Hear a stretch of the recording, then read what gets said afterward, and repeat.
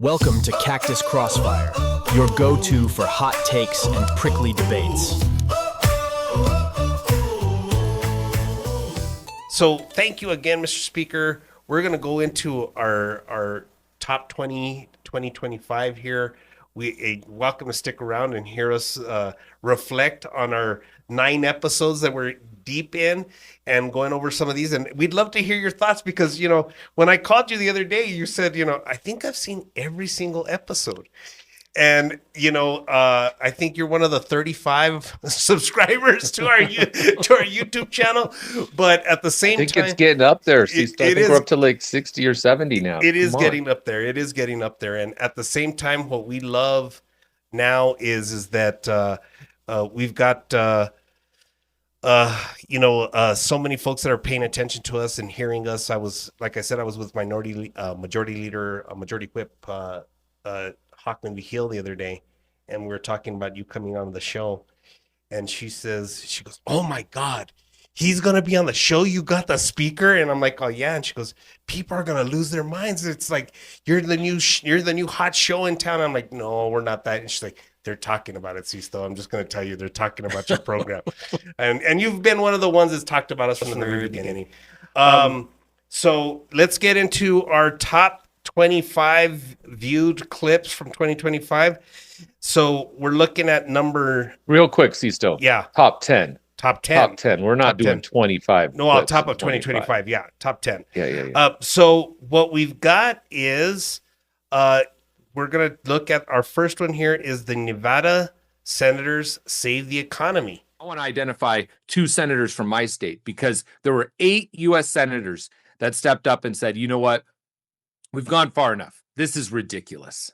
2 of them are my senators in Nevada, right? Why? Because the government shutdown was destroying the economy in Nevada played a very, very specific role in closing cloture in the Senate, right? Government shutdown. They wouldn't take a vote. Democrats dead set on keeping the government closed until we address these Affordable Care Act subsidies. Okay. Look today. I mean, listen, proof's in the pudding. What did they just have a vote on, Sisto? Subsidies for ACA insurance subsidies.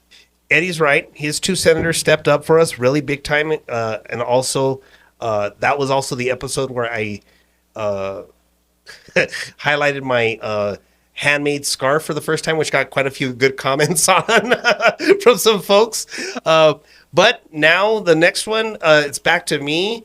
My favorite subject to talk about here on the show all the time is the Hispanic vote in New Mexico. Let's take a look at that clip. And I said, what the heck is going on? This shouldn't be happening in New Mexico. We have this abundance of Hispanic voters. What's happening? How come the vote is dropping off? And slowly but surely, like New Mexico is a bellwether for the country, Hispanics across the country started doing the same thing. And they started changing their vote. If you look at the Pew report, if you take California out of the mix, Trump wins the Latino vote. We are going to continue to talk about this. The phenomenon continues to grow, Mr. Speaker. That was our first episode, and since then, we've seen that shift swing back. We saw it in the recent municipal elections from Mamdani. We saw it. I mean, I was talking about it on election night in Florida. You have the Latino vote in Florida elect a Democratic mayor. Cuban Republicans joined a coalition with Democrats in Florida. What are your thoughts on the Hispanic vote? The Hispanic vote is coming home. And we've seen the federal administration literally target our communities. I mean, let's be real, Sisto. You and I, if we were in rural Texas driving through, we might get pulled over by ICE and detained and questioned. Yep. Even though, I guess for good reason they could do that to me. But you and your family have been here forever. Yeah. For generations. Yet this federal administration makes no distinction. No, they don't. And that's why Latinos are coming home. And you're absolutely right. I've talked about it on this episode. I've talked about it in my own, that you weren't that far off. When I was when I was 13, 14, working with other immigrants in the farming community in the small town I came from. ICE detained me. And I'm 13, 14, and I don't have an ID. I don't have any type of things to prove my citizenship. A neighbor drove by, saw ICE had me held up, and I was sitting on the side of the road with everybody else. And my dad had to come hauling butt and bringing a birth certificate and social security card so that they could prove who I was. So you're right. They don't make a distinction between who is illegal and illegal. And more of that conversation is coming out. We're hearing more. And when that rhetoric gets heightened and when that rhetoric gets to that level, it affects us all as a community, not just the few. I remember, you and I talk about working in the South Valley for so many years. I had a lot of Latinos at one time in the South Valley telling me that they wanted an ICE building in the South Valley, right? Until they actually realized what that meant. And it took time. It took us having education and discussion. You and I were kind of the first two going around because you understood that dynamic between yourself and myself. But I knew the difference that they were not, because I was rolling with you. And if the lights came on and they said, Mexicans get out of the car, I wasn't going to go, hey, Mr. Speaker, get out of the car. They're talking about you, bro. All of us got to get out of the car. That's right. So it's something that our community, that we're going to continue to work on. You've done amazing work on that. And there's those of us who support you that will always help you get that message out into our communities and make people understand that perspective. Our first, in studio is The Weak and Woke from Rahm Emanuel. Want to go through that one? He sort of titled this on PBS, right? The Democrats weak and woke. Yeah. Right. And so there's something that's to what he's about to talk about. Okay, so let's get into it. I don't want to hear another word about the bathroom. You better start focusing on the classroom.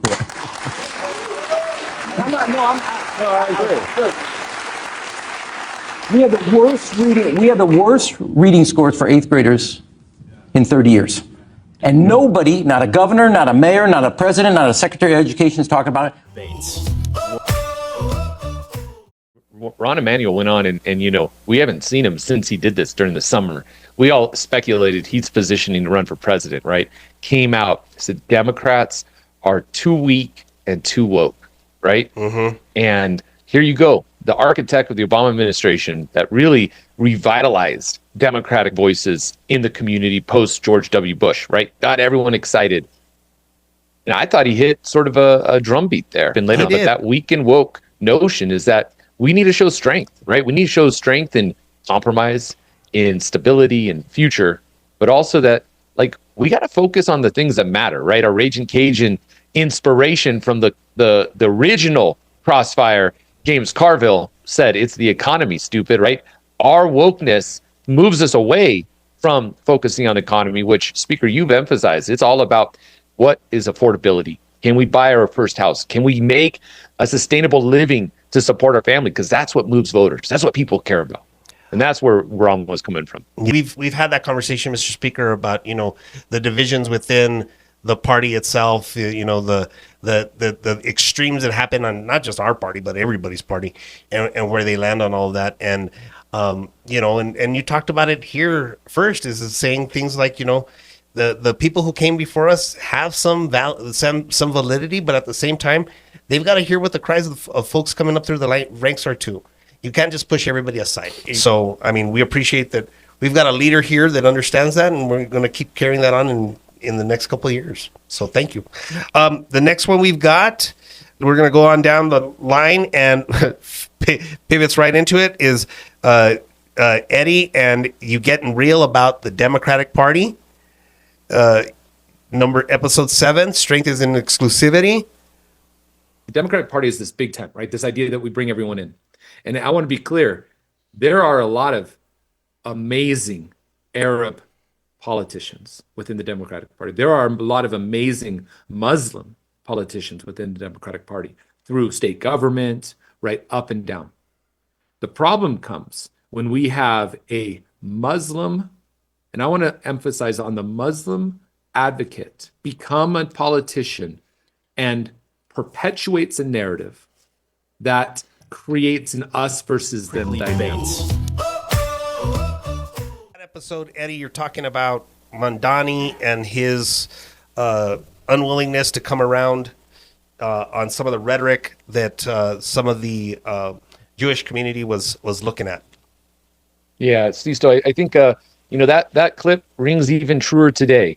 The events in Australia down at Bondi Beach, the perpetual sort of aggressive action that we're seeing from extremist groups across the world, targeting our Jewish friends, and during Hanukkah, I think it's a testament to encouraging. This is what I'm talking about. Like Democrats, we need to hold each other accountable. We need to hold each other to a higher standard. We can't refute Trumpian rhetoric that demonizes a population, right? And call him to the carpet, holding him accountable, and then flip it and say, oh, Democrats, oh, yeah, oh, no, it's context. Oh, they're not really saying that, right? Globalize the intifada doesn't really mean that, right? Like, so these types of comments, we need to hold them accountable. And that's what's important for the party. Same thing on many controversial issues that happen within our society. But when we demonize a population, right? Yep. The Democrats have been historically the ones that stood up against it. And, looking back at that clip, it makes me sad to think that how worse things have gotten nationally. Well, the next one would be right below that one, the legacy of Mr. Abeta. Now, this one I want to talk to you guys about something kind of, and this is between me and the speaker, but let's go ahead and help everyone who's even wronged you.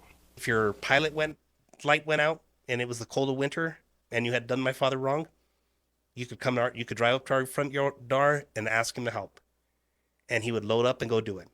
If your pipes froze, I was out there helping. And some of you people, you know who you are, that made me freeze, warming up your pipes and getting them unfrozen. He never, and I used to tell him, Dad, but that guy says this about you, or that guy says that about you. He goes, Mijo, it doesn't matter. They'll need me before I need them. And my dad's whole thing is that just to help people and be there for people when they need it. And so I ask everybody to do that for my dad. Be there for each other. Help people when they need it. Even if you don't like them, even if you can't stand them, be there for them, because someday you just might need them. So that episode, Mr. Speaker, was me talking about my dad, and Mr. Speaker, you very kindly and very generously of your time came to my dad's funeral. But the reason I wanted to go to that one is because this is something that you and I both share, is we both lost our fathers this year. And I was given the opportunity on this show to talk about my dad and what he meant to me in the political world. And I wanted to give you that same opportunity because, I know how much your dad meant to you, like my dad meant to me. And why don't you just share with us some of the lessons that your dad taught you that got you to where you're at today? Yeah, well, wow. It's a tough loss, right? My dad became very ill halfway through session. The day the budget hit the floor is when I found out that, he had been diagnosed with stage 4 cancer and whatnot. And I got to tell you, the village, my leadership team, Leader Sapansky, Whip, Hogmanby Hill, Chairman Lara, my staff, Alicia Manzano, my chief of staff, and my team, literally the only ones who knew in the building, and really rallied around me. In that process, I really started thinking about everything my father did for me to have the opportunity to sit here across the table from you and, in my position as Speaker of the House. He migrated here at the age of 18, started working construction. Never one to dive into politics, other than he was just a good Democrat, because those were the good guys in his words. But always sort of talking about Ronald Reagan as the guy that gave amnesty to a lot of our immigrant brothers and sisters. There was always this soft spot in his heart for Reagan because of that. But he taught me respect. He taught me hard work. He taught me responsibility, work ethic. And those are traits that I've taken to the State House. First one in the building, last one to leave, right? And no excuses. He represents for me what the Democratic Party should always be: hard work, respect, discipline. And And I'm just grateful that he got to see me really realize my dreams as a first generation person who ended up in politics. And there's a picture, he wasn't a man of pictures or, social guy at all, very soft spoken. But there's a picture taken actually by Russell Contreras from at the time with the AP, now with Axios, on the floor of the House. I believe it was the first day of the 2017 session. And I'm putting a pin on my dad's lapel, and it's a picture that went national because it was an AP picture. And so I saw it because it somehow popped up in some newspaper in Montana. Yeah. And I was like, look, Dad. And he was like, whoa, how did that happen? But he certainly, I miss him, and somebody whose legacy I hope I can continue to honor every single day. Yeah, and Mr. Speaker, it's the hardest thing, and I mean, you've talked about it a little bit before about how you stepped into that role within your family of the patriarch of helping your sister and the rest of your family, helping raise your nieces and your nephews all your nieces as well, and I didn't understand that until you went through it. And now I kind of understand that additional weight that you have to carry. But at the same time, it's the privilege that they left us with so many good qualities. A big part of that is that if you ever want to know my dad, you just got to get to know me, because they put the best parts of themselves into us. And there's not many days that have gone by since he's passed. I'm sure not many days since your dad has gone past where you're like, God, surprised that the viejo knew what he was talking about, right? Yeah, right. Right. Where you have those moments where you hear your dad talking to you, and you went through yours during session. I went through mine while I was out in Greece. And one of the funny things that happened to me while I was out there was I'm walking around the Parthenon and I hear my dad in my head. He had just recently passed away, and he's like, ¿Por qué se lo pagó to go look at a bunch of rocks, mijo? So those things come to us at different times, but I'm happy that they do. And, God bless our fathers, and God bless everything that they taught us. So thank you, Mr. Speaker, for sharing that with us about your dad. Here's one that I know that the speaker is going to have something to say about: the human side of the SNAP shutdown on episode 8. You don't end SNAP because you have these one-off narratives, right? So that's ridiculous. And this is the crazy thing, Eddie, and I'm going to share a personal story. I have a friend, or a friend of my sister was born with a disability. She's in her she's in her mid-50s now. Okay. She is a beneficiary of Medicare Advantage. She's a beneficiary of subsidized housing because she wants to live independently with her disability. And we finally got her to that point. And I got a phone call from her a couple days ago, freaking out because she also receives SNAP benefits. And she was scared, beyond scared, that in the coming days, she wasn't going to get her benefit at the first of the month. And what she was scared about, Eddie, and this is the crazy part to me, it was $300 to her. That's what she was getting in her benefit. $300 a month. And as much as people think that there's waste, fraud, and abuse around these programs, they're regulated where they knew that she had her disability benefit coming in. She has all these other benefits coming in but they knew that there was a gap. They knew there was a food gap. And now she's asking friends and family, hey, can you help me buy food this month? Prickly debates.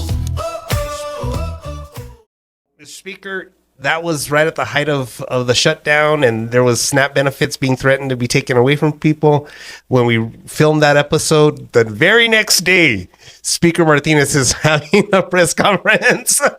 Tell us what you did about SNAP benefits in New Mexico, Mr. Speaker. Look, at that time, we came together, Governor, Senate, House, and even some of our Republican friends, and said this is unacceptable. People will not go hungry under our watch. And so we announced a big plan right across the street or right in the parking lot of the John Brooks in my neighborhood, and said, not on our watch. People will have food. And it reminds me, there's this funny meme. As you know, I'm a big pro wrestling fan. And there's this meme that I have not been able to find, but I will find it. And it's this dude on his computer, kind of a nerdy guy, sticking it to the men with his tweets or whatever. And right behind him is Brock Lesnar, famous pro wrestler, just ready to fight. And he's like, you can stick it to the men all you want with your tweets, but I just want people to eat. Yeah. And that's sometimes how I feel, when we have these political debates and maybe these, what some would consider crazy, lofty ideas for policy. And I always get back to, I want people to eat. I want people to have health care. I want people to have housing. I want people to have the opportunity to live a dignified life. And that was an example of that, right? We could have, that special session could have gone sideways really quickly with governor priorities and Senate priorities and House priorities. We pulled our caucuses together and said, we're going to do one thing and one thing only, put food on people's tables. And that was what we were trying to get at in that whole entire episode is that what was happening at the federal level wasn't thinking about what SNAP benefits really was. I mean, it was just kind of a word to them a lot of the times, and we talked about that. And Mr. Speaker, obviously, we're not going to say that here at Cactus Crossfire we're an oracle, but we knew that people like you would step up if we said something. So thank you very much for stepping up. With that, also in that conversation, Eddie, you were talking about political poker, so let's go to that. Why did the Democrats not vote to bring a simple majority vote on the continuing resolution to the table? Because they thought that they can negotiate certain aspects of the Affordable Care Act or Obamacare. Or ACA. Primarily ACA, Obamacare, Affordable Care Act. They were concerned about the premiums that we all pay, not all of us, right? But there's a certain segment pays into the marketplace. So they used it as a leverage point. Republicans are like, what are you talking about? We just want to get this CR through. Let's keep government moving and let's debate the ACA separately. Democrats took a risk. And what they did is they threw out this notion of the ACA subsidies. So we're not talking about healthcare. Basically, we're talking about a coupon that you, as a purchaser, get to go to a store, not in a store for healthcare, a store for insurance, right? So this is money that goes straight to an insurance company. And they want to give you this coupon so that insurance cost is cheaper. This doesn't do anything to change the rates of healthcare, but Democrats went 43 days, Sisto. They shut down government for 43 days. Republicans begging them to come back. I'm a Democrat. Sisto, I love my party. What the hell are they thinking? They shut down government to basically fight for a coupon for a system that has been broken, and they're doing nothing to fix it. And what did they do? They sacrificed their integrity with the hundreds of thousands of federal workers who went without pay for 43 days. They sacrificed the most vulnerable populations in this country, are children and low-income families who need SNAP benefits, who basically need healthy food. We talked about this last time. There's no fraud there. Republicans need to back away from that, but Republicans need to make sure that they fully support SNAP benefits to low-income families. That's so important. But Democrats played game with that. And then they played game with our economy. And that's when you saw things finally change. Eddie? So we were right. That's all I want to say is we were right. Now, that was a freaking risk we took in calling out, our brothers and sisters for doing something a little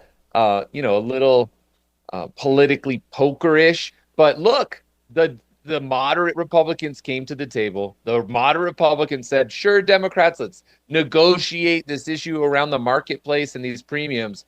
Listen, I think the biggest issue that we need to confront, and I heard it from the speaker himself, is access to care, getting people the health care that they need, right? We get so consumed around the optics of the Affordable Care Act, and we forget how much of that money goes to insurance companies, right? Listen, we got a problem in our insurance system.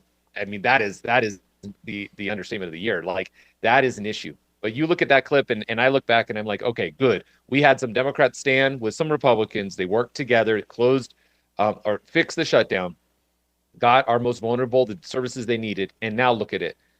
Congress is working together and they found a way to resolve some of those premium issues. But the problem isn't that. The problem is much more endemic into what's happening. And thank goodness I'm not elected anymore. And we've got leaders like Speaker Martinez that is going to guide the future for all of us in this space, because it's a tough road to hoe. I mean, there's no one simple answer, and I'm not going to throw a speaker on the spot on this. There's no one simple answer. It is complicated, and it's tough to put it on the states, frankly, to shoulder the burden of it all. And I know that we may be claiming that we were right, but like the speaker said earlier on in his discussion, is that him and his colleagues had a little bit more of a crystal ball than you and I, and they established the fund here in New Mexico in 2014, right?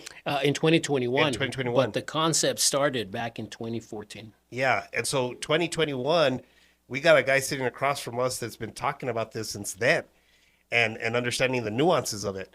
So yet again, any of our friends that watch this nationally, his number's on the website. You can call his office, and he is happy to go out to DC and help you guys understand some of the nuances of this state by state. And so, Mr. Speaker, I know that a lot of the times there's a little bit of friction sometimes between the federal delegation and our state delegation. Sometimes I often hear our state delegation saying things like, "Oh, the New Mexico legislature should do this or should do that," and I can only assume that I see you smiling because you are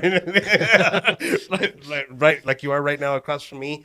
But how does that interaction work for you? I mean, how does that interaction on these types of things with that federal delegation, calling them up? I know that you served with Representative Stansbury in the legislature. You ran against U.S. Senator Martin Heinrich when he was on the city council. But you've had those relationships. So how does that transition into something as important as that we're talking about when these shutdowns come from the top down? Yeah, look, we have a really good relationship with both U.S. senators, as you said. I once upon a time ran against then candidate Heinrich for city council, 2003.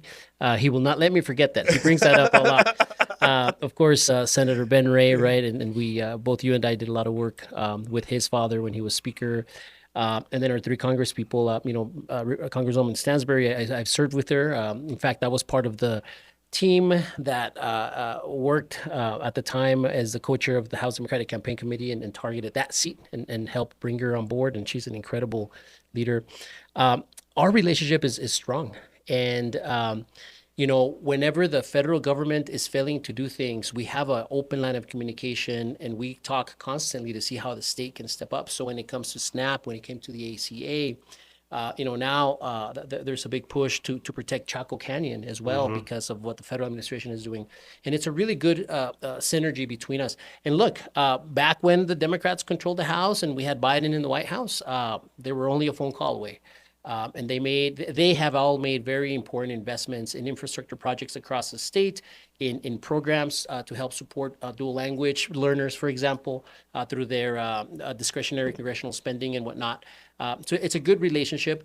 Once in a while, we might butt heads on kind of broader policy ideas, but it's always in the spirit of collaboration and really understanding that we're on the same team and that we have a common goal, and that is to bring back the federal government to work for the benefit of the people. And I know that all five of them are committed to doing that. Well, so, these are all, and this is the great thing about having you here, Mr. Speaker, is having you have that insight to provide up for us. So we appreciate it. So the next one would be failed policy shutdown with Eddie. Arbitrary and honestly failed policy. Why? And why did we shut down? Not because of a shut. Yeah, why? Because people wanted to make a point. Make a point. Make a point on a completely bizarre, arbitrary, and honestly failed. Yeah, I think you got the point, Eddie. I think we all got the point. And we're talking about it, and we're still talking about it of that. But we made the point. We got that through to folks, and I think now that we're seeing folks coming back to the table. I'm not sure so much, though, Eddie, that this is about them coming to the table or that the polling is starting to show that they need to come back to the table. Because it's a huge shift, right? It's a huge shift from where we were just a month and a half ago, right? And that shift, I think that what happens a lot of times in the DC bubble is that there's a lot of decisions that are made based on polling. And that's one of the reasons why, Mr. Speaker, I appreciate you, because you don't have to poll. You poll every time you're at the Little League fields. Hey, what's going on with you? What's happening there? It's a direct interaction poll that you have with folks. So you know better than most. I mean, you were even talking about it earlier. Is that you announced the SNAP benefits in front of the John Brooks in front of your district, which is probably one of the best John Brooks still left out there, right? One of the best grocery stores out there. One of the best grocery stores out there. But you're not just saying that because it's in your district.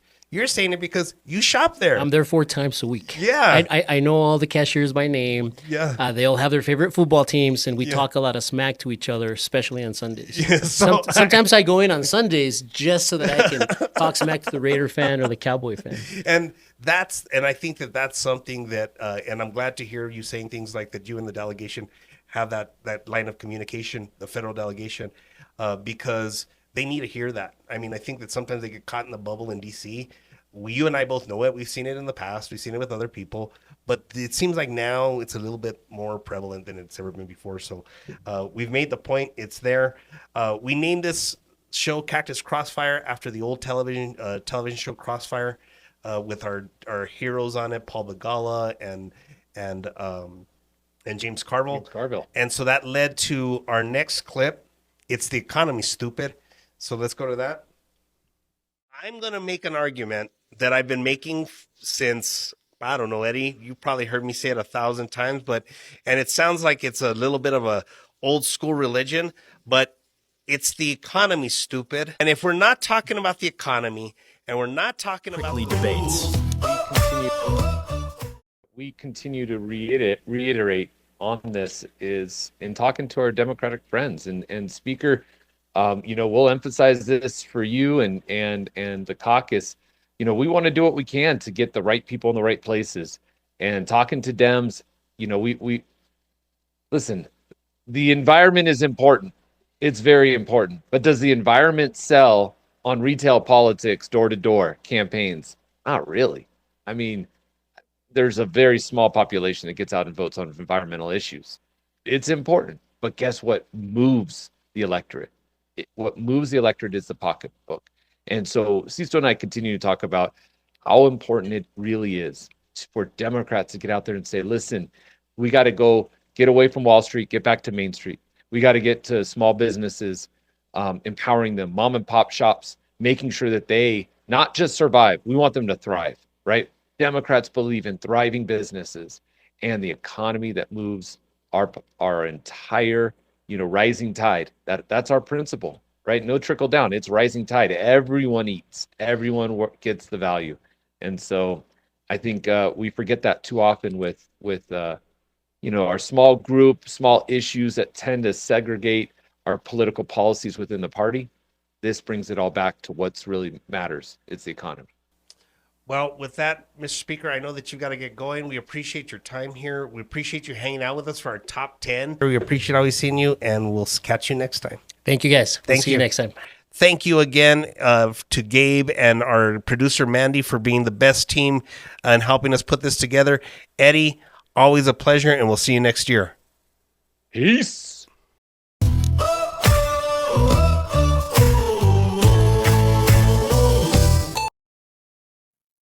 Hey, Prickly Pack. Sisto Beta here with Cactus Crossfire. So this year, we actually had quite the year for Cactus Crossfire. We kind of started off the year talking about the Hispanic vote and where it was going, and it was looking a little tough there, but now it looks like it's bouncing back. We took in some issues in regards to the Democratic Party, reminding folks that the strength of the Democratic Party has always been pretty much the fact that the strength of the Democratic Party has always been that there's always been strength in numbers. And being inclusive and not letting people be excluded from the party and just hearing all the different voices that are involved, And for us to move in that direction, a big chunk of that also is kind of like the stuff that my dad taught me, which was, even those people who have done you wrong, you still got to do what's best for them. You still got to, when you're a public servant, you have a responsibility to take care of everyone. So those are a couple of things that we discussed in 2025, And then, we went through a government shutdown, and that entire government shutdown was something that scared a lot of folks because SNAP benefits were included in all of that. And I'm not too sure that the games that were played with people's ability to have food on their table was a great idea, but that's what the administration did. So we covered a lot of stuff in 2025. We're probably going to cover a lot more in 2026. So hope you'll keep tuning in. What's going on, Cactus Crossfire Club? All my prickly friends that are out there. Hey, it's been a great 2025. I hope everyone is celebrating appropriately in a healthy and fun way and ringing in the new year. I'm excited for 2026. We're going to have a great 2026. Looking back at Cactus Crossfire, what a great slate of issues that we had, talking from everything from masculinity within the Democratic Party to some of these races where, you know, you look at the candidates being put forth and you know, the roosters coming home to roost. Like, parties are really holding their candidates accountable, which is a good thing. I was looking back at our conversations around SNAP benefits and TANF and the lowest income individuals in our society being pawns in the political games of Congress, the government shutdown, what happened there, and how Trump and it looks like the Republicans prevailed on some of those issues, to Democrat socialists of America moving the party in the even more leftist perspective. You know, looking back to the Hispanic and Latinx vote in this country and how that influenced elections and what we are looking forward in 2027 and 2028 elections. It's been a great year, Cactus Crossfire, and I certainly hope you all have a healthy and happy New Year's, and all the best to many of you in the upcoming year.